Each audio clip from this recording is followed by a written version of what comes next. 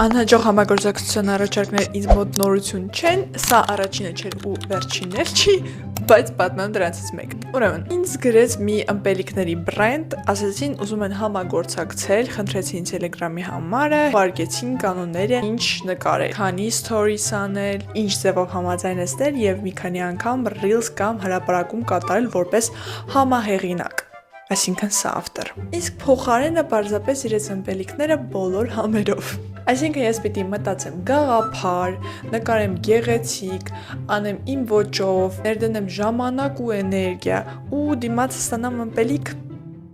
Բնականաբար միանգամից հրաժարվեցի։ Այո, ունեմ փոքր էջ, քիչ դիտումներ, բայց դա չի նշանակում, որ պիտի